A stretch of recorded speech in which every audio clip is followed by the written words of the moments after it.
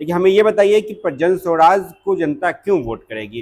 क्या और पार्टियां नहीं है वहाँ? वहाँ तो बताया जा रहा है कि कई ऐसी अभी भी वहाँ वर्तमान विधायक बीजेपी से अगर ये जो काम बाहर जाके लोग करते हैं, अगर वो सारी सुख सुविधाएं और जो है कि अगर बिजनेस और कारोबार के व्यापार का अगर सारी सुविधाएं सरकार यहाँ अगर मुहैया करेगी तो लोग यहाँ से क्यों बाहर जाएंगे, पलायन क्यों मतलब करेंगे? गांधी जी की प्रतिमा के नीचे बैठ करके जी। प्रशांत जी ये बात कहते हैं गांधी जी शराब के विरोधी थे। गांधी जी की प्रतिमा के नीचे कहने की क्या जरूरत थी? क्या गांधी जी शराब को पीने वाले में से थे, शराब का समर्थन करने वाले में से थे, शराब चालू करवाने वाले में से थे? तो बिल्कुल विपरीत बात मौका करते हैं। दिया तो मैं अपनी पूरी मेहनत कर कर और इस सीट को प्रशांत जी की झोली में जरूर देने का हर संभव प्रयत्न करूंगा। और डॉक्टर साहब ये सब बातें कहने में बड़ी अच्छी लगती है। मोदी जी ने भी कहा था हर हर मोदी घर घर मोदी। मोदी जी ने कहा था अच्छे दिन आएंगे। मोदी जी ने भी कहा था कि 2 करोड़ युवाओं को रोजगार प्रत्येक साल दे। ये सुनने में कहने में बहुत अच्छा लगता है। आपके प्रशांत जी का भी दावा पलायन रुक जाएगा, बेरोजगारी खत्म हो जाएगी। नमस्कार, आप देख रहे हैं दर्पण 24 न्यूज। आज के खास कार्यक्रम में जन स्वराज के एक नेता हमारे साथ मौजूद है।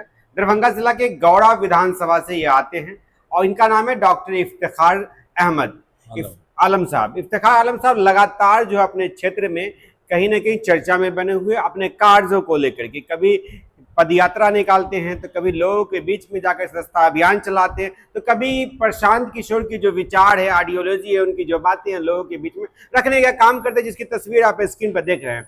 हम इनसे पूरी चीज समझेंगे, आखिर इतनी तैयारियां क्यों, धरातल पे इतना काम क्यों, आखिर क्या मकसद है, क्या बिहार विधानसभा चुनाव के जन स्वराज की ओर से प्रत्याशी बनने जा रहे हैं, आखिर क्या है, कहां से इन्हें सिग्नल मिला है कि आप जमीन पर आ गए हैं, आखिर कहां से ये सारा मिला, क्या कर रहे हैं उधर? देखिए, बहुत बहुत मुबारकबाद कि आपने हमें ये मौका दिया।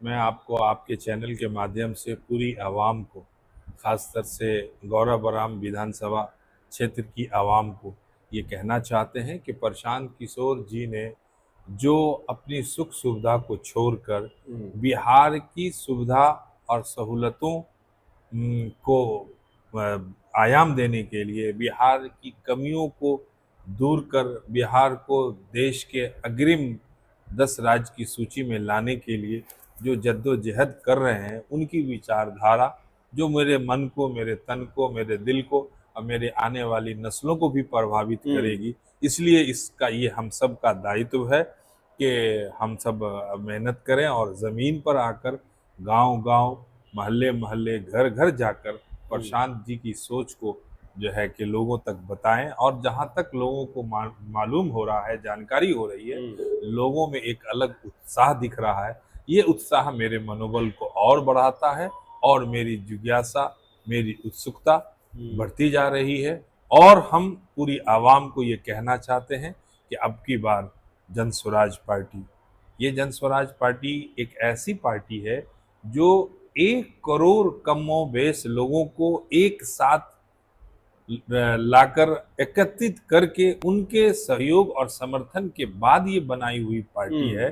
तो यकीनन ये पार्टी हमारे बिहार के लिए जरूर बेहतर विकल्प होगा। डॉक्टर साहब ये बताइए कि आप मुस्लिम समुदाय से आते हैं, गौड़ा बड़ाम जिस विधानसभा है वो भी कहीं ना कहीं माना जाता है कि मुस्लिम बहुबल विधानसभा है। तो पिछली बार आरजेडी से भी मुस्लिम नेता ने चुनाव लड़ा, इस बार आप पे भी तैयारी में है, जैसा की जानकारी हमें मिल रही है क्योंकि आपकी कार्य वहां बता रही है। तो क्या लग रहा है प्रशांत किशोर आप पे दाव खेलने जा रहे हैं?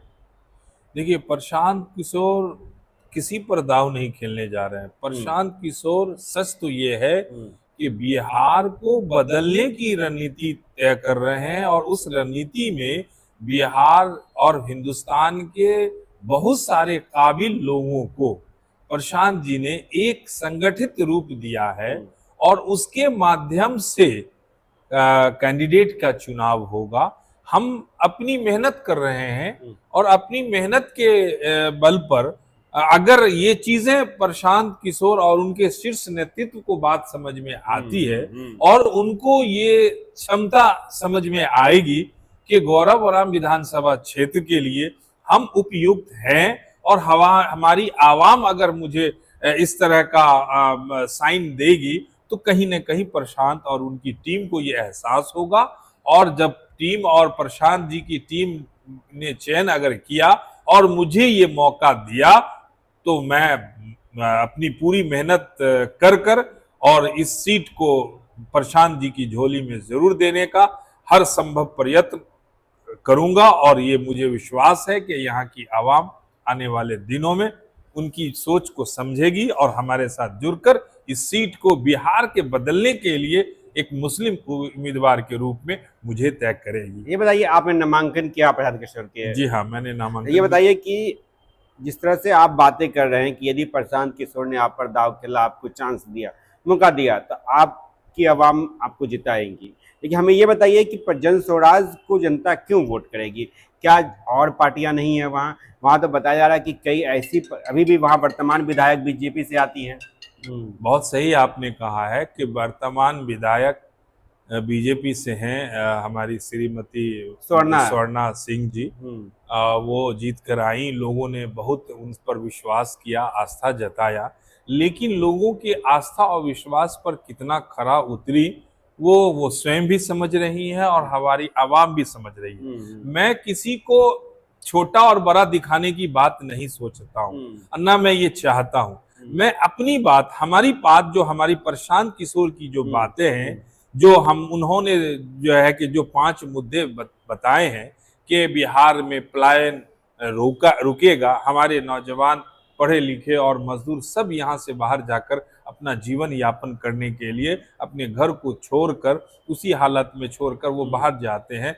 10,000, 20,000, लाख, 2 लाख, 5 लाख जो भी उनका सोर्स ऑफ इनकम है, उनके जरिए से वो बाहर जाकर के ये काम कर रहे हैं। मेरे प्रशांत जी का कहना है कि अगर ये जो काम बाहर जाके लोग करते हैं, अगर वो सारी सुख सुविधाएं और जो है कि अगर बिजनेस और कारोबार के व्यापार का अगर सारी सुविधाएं सरकार यहाँ अगर मुहैया करेगी, तो लोग यहाँ से क्यों बाहर जाएंगे, पलायन क्यों करेंगे? और सब ये सब बातें कहने में बड़ी अच्छी लगती है। मोदी जी ने भी कहा था हर मोदी घर घर मोदी। मोदी जी ने कहा था अच्छे दिन आएंगे। मोदी जी ने भी कहा था कि 2 करोड़ युवाओं को रोजगार प्रत्येक साल दे। ये सुनने में, कहने में बहुत अच्छा लगता है। आपके प्रशांत जी का भी दावा, पलायन रुक जाएगा, बेरोजगारी खत्म हो जाएगी, सरकारी स्कूल बेहतर हो जाएगी, प्राइवेट स्कूल में पढ़ाएंगे बच्चे को, सरकारी स्वास्थ्य व्यवस्था प्राइवेट से अधिक अच्छी हो जाएगी। ये सुनने में अच्छा लगता है, कहने में अच्छा लगता है। धरातल पे ये सब चुनाव जीतने के बाद क्या होता है, जनता देखती रहती है। बहुत सही आपने कहा है। प्रशांत जी में इसलिए विश्वास पनपता है क्योंकि प्रशांत जी उस व्यक्ति का नाम है जिन्होंने अपने बुद्धि और विवेक से राजनीतिक प्रबंधन के रूप में हिंदुस्तान के 9-10 पार्टियों को वजूद में लाया है। ये कमोबेश पूरे हिंदुस्तान की आवाम जानती है। कहीं ना कहीं कुछ तो खूबियां हैं इनके अंदर, जो हर पार्टी ने जब भी अपनी नैया को डूबते हुए महसूस किया तो प्रशांत जी से मिलने का प्रयास किया, और प्रशांत जी ने उनको सहयोग कर हर जमाने में, जब से वो प्रबंधन का कार्य कर रहे हैं 15-20 सालों से, इन इतने वर्षों में उन्होंने हिंदुस्तान की कई पार्टियों को वजूद में लाया है। तो जो दूसरी पार्टियों को वजूद में ला सकता है, तो क्या वो उनके बनाए और समाज के शौक से उत्पन्न जो एक प्रशांत किशोर और हम सब की पार्टी, हम जन जन की पार्टी, जन स्वराज पार्टी जो अस्तित्व में आई है, तो क्या ये प्रबंधन, ये अपना बुद्धि विवेक यहाँ इस्तेमाल नहीं करेंगे क्या? देखिए, बिहार कहा जाता क्रांति की भूमि है, आंदोलन की जननी है बिहार। अब बिहार में जब आंदोलन टर्न लेता है तो कुछ भी संभव है। लेकिन हमें ये बताइए कि तो प्रशांत किशोर की विचारधारा, आइडियोलॉजी को बता रहे हैं, आपको जनता क्यों वोट दे वहाँ? आपका व्यक्तित्व क्या है? हाँ, मेरा व्यक्तित्व क्या है? सबसे बड़ी बात यह है कि मैं इसी समाज में पला बड़ा हूँ और मैं यहाँ पर लगभग 25 सालों से एज ए डेंटल सर्जन, दंत चिकित्सक के रूप में अपनी सेवाएं दे रहा हूँ। गवर्नमेंट जॉब को त्याग कर अपने समाज में समस्याएं, जो मुझसे संबंधित, दंत रोग से संबंधित जो समस्याएं हैं, उस समस्याओं को अपने गुण और अपने विवेक से, अपने नॉलेज से हमने लोगों का सहयोग किया। और उसके अलावा मेरा पर्सनल ये रहा है कि हम सामाजिक कार्य से हमेशा जुड़े रहे हैं। मेरे पिताजी कांग्रेस आई के 35 साल कांग्रेस के अध्यक्ष रहे बिरौल प्रखंड के। वो समाज में एक प्रतिष्ठित लोगों में उनका नाम आता था, और जब उनके साथ जब हमने अपना मतलब वक्त दिया तो महसूस किया कि लोगों का दर्द, जो समस्याएं आम है हमारे समाज में, उन समस्याओं में से अगर राजनीतिक रूप पर जो समस्याएं उत्पन्न हो रही है, उनमें अगर हम अपने बुद्धि विवेक से अगर हमने अपना सहयोग दिया तो यकीनन ये बहुत अंतर आत्मा को संतुष्टि मिलती है। अगर कोई आदमी sympathy is far greater than gold, हम लोगों ने एक किताब में पढ़ा था कि अगर सोने चांदी से बढ़कर एक हमदर्दी होती है। अगर कोई आदमी बीमार पड़ता है और कोई है जो उसको लाख रुपया दे सकता है तो उसने लाख रुपया उसको दिया कि जाइए आप अपना इलाज करा लीजिए। एक व्यक्ति ऐसा भी है जिसके पास पैसा नहीं है लेकिन उसने अपना कुछ समय उसके पास दिया और सांत्वना दिया, हिम्मत दिया कि आप घबराएं नहीं, भगवान ने चाहा तो आपको जरूर आप स्वस्थ हो जाएंगे। तो एक व्यक्ति जिसने पैसा दिया है वो पैसा आज न कल वापस हो जाएगा, लेकिन मैंने जो अपनी दो चार बातें, अपना समय, अपना भाव, भगवान के प्रति श्रद्धा और उनको जो हिम्मत मैंने दिया है, मेरे बड़े लोग ये कहते हैं, ये सारांश ये कहता है कि ये कोई बदल नहीं हो सकता, ये बदलाव नहीं हो सकता। तो हमारे समाज में बहुत सारी समस्याएं हैं, उसको मैं देखता हूं तो मेरा दिल भी टूटता है। गौरा बराम की 5 बड़ी समस्याएं क्या है? गौरा बराम की बड़ी समस्या देखिए, रोड, नाला, सड़क, ये तो आम बातें हैं, ये तो, लेकिन मेन जो समस्या हमारे यहाँ की है वो ये है कि हमारा जो गौरा बराम विधानसभा 3 प्रखंडों का लगभग समावेश है, जिसमें एक बिरौल से 13 पंचायत है और गौरा बराम। समस्या क्या क्या है? 5 समस्या गिनाइए ना। जी, वो समस्या मैं बता रहा हूं कि हमारा जो गौरा बराम विधानसभा क्षेत्र है वो 34 पंचायतों का ये विधानसभा है, जिसमें से मुझे लगता है 18 से 20 पंचायत बाढ़ प्रभावित क्षेत्र में बाढ़ एक बड़ी समस्या तो ये एक बाढ़ बहुत बड़ी समस्या है। उस पर हमारी सरकारों ने कुछ काम किया है, बाकी जो चीजें काम बाकी है। दूसरी समस्या क्या है? दूसरी समस्या ये है कि हमारे यहाँ शिक्षा की जो व्यवस्था है वो ये सुदूर कई जगहों में, बहुत दूरी में, पंचायत के कई संभवतः सरकार का जो नियम है कि हर पंचायत में हाई स्कूल होना चाहिए, +2 तक की पढ़ाई होनी चाहिए, तो इस तरह का है, लेकिन इसमें भी बहुत सारी कमियां हैं। तीसरा क्या? और ये है कि उसको भी अच्छी व्यवस्था देनी है। तीसरा क्या है? तीसरा ये है कि हमारे यहाँ गांव से शहर और शहर से राज्य को जोड़ने की जो मतलब रोड मैप, मुख्य सड़क है, उसकी भी कमी है। अभी हाल में आजादी के बाद से लेकर अब तक ये सुविधा नहीं थी। अभी कुछ दिनों पहले, 1-2 साल पहले, है ना, नीतीश कुमार के जरिए से ये कार्य हुआ भी है। तो सहरसा और दरभंगा के बीच चौथा क्या है? जो चौथी समस्या बताइए। चौथा ये है कि हमारे इलाके में स्वास्थ्य जो है कि जो ये है कि स्वास्थ्य उपकेंद्र है, स्वास्थ्य केंद्र है, तो ये भी शहरी क्षेत्र में गौरा बराम विधानसभा में लगभग 125 गांव है, लेकिन जिसमें से 2-3 गांव ऐसे हैं जो प्रखंड वाइज जहां पे सुख सुविधाएं हैं। बाकी सारे गांव और मोहल्ले, कुछ ऐसे गांव हैं जहां पर आज भी लोग पैदल नहीं जा पा रहे हैं। वहां पर आज भी जाने के लिए उनको नदी नाला पार करके अपने कपड़ों को ऊपर करके जाना पड़ रहा है। 5वीं समस्या बताइए। और समस्याएं तो बहुत सारी है। ये बताइए हम ये बताइए, प्रशांत किशोर डंके की चोट पर कहते हैं, गांधी जी की प्रतिमा के नीचे बैठ करके कहते हैं कि यदि हम सरकार में आए तो पहली कलम से शराब को खोल देंगे। जब ये प्रशांत किशोर जी कहते हैं कि गांधी जी की प्रतिमा के नीचे बैठ करके, तो गांधी जी शराब के तो विरोधी थे। नहीं, बहुत अच्छा सवाल है। देखिए, यहाँ पर ये 2 बात है। आज आप कहते हैं कि यहाँ पे शराब बंदी बंद है, आपको लगता है कहीं से? बंद कर दीजिए ना, खुलने की बात नहीं, आपको कहीं से लगता है कि ये शराबबंदी बंद है? आज पहले जमाने में, पहले आज से 2 साल पहले जो शराब मिलती थी जिस कीमत पर, उसके 4 गुना और 5 गुना कीमत पे ज्यादा मिल रही है।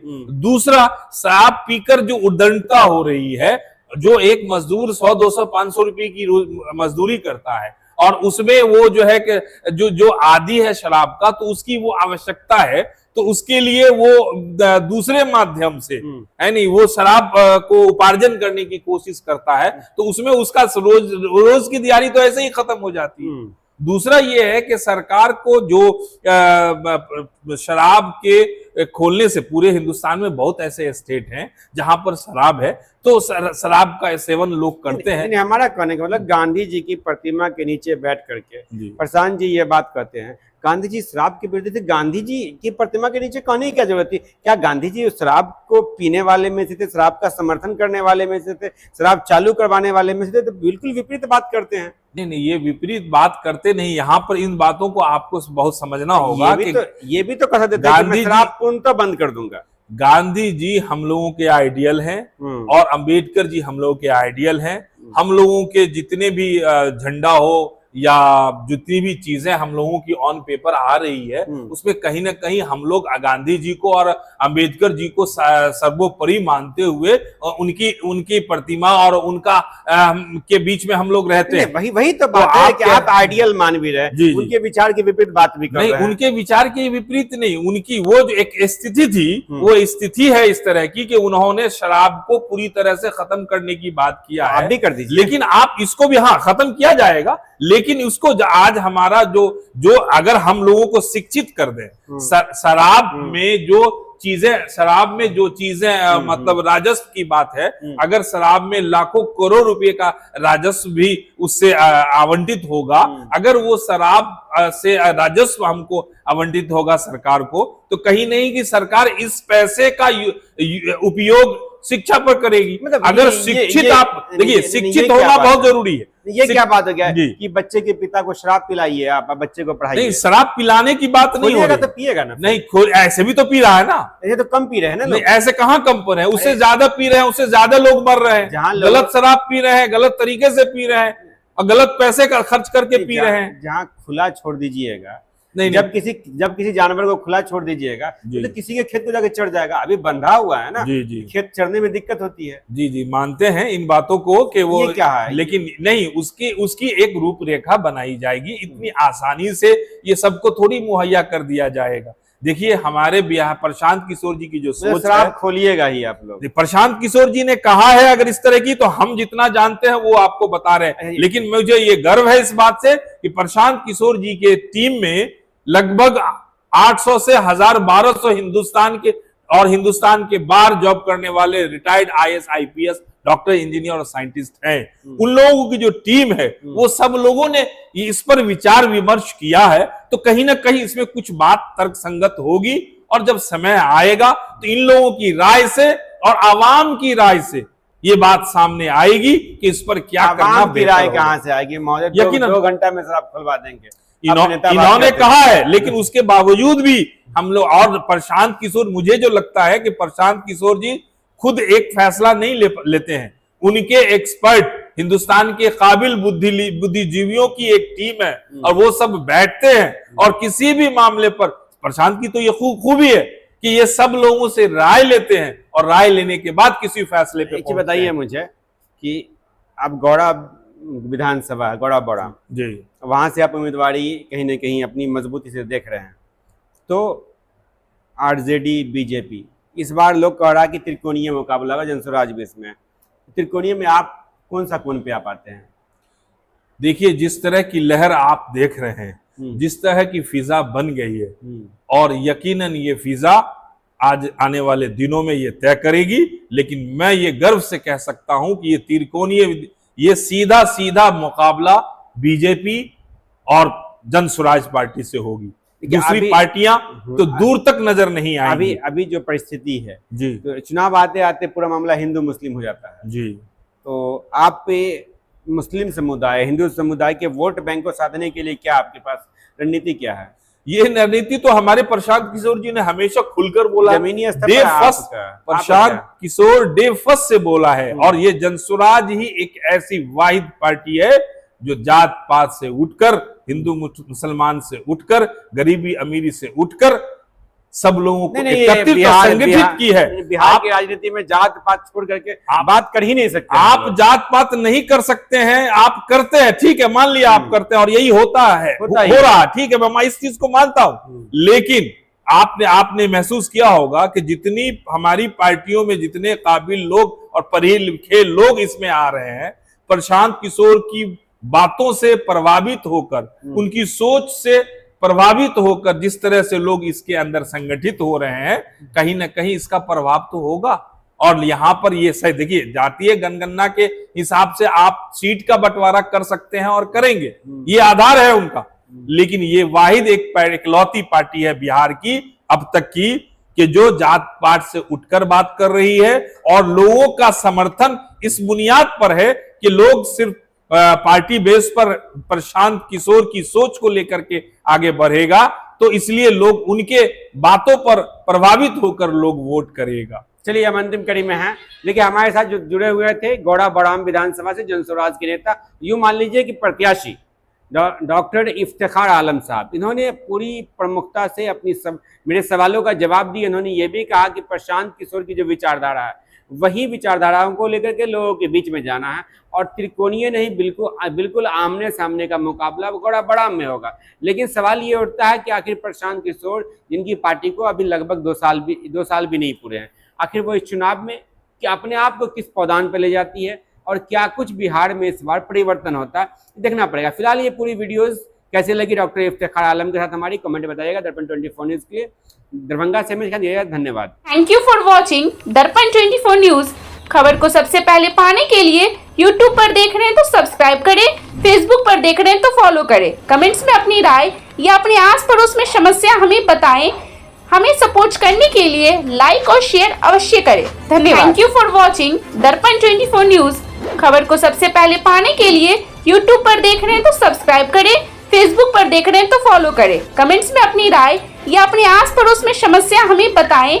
हमें सपोर्ट करने के लिए लाइक और शेयर अवश्य करें। धन्यवाद।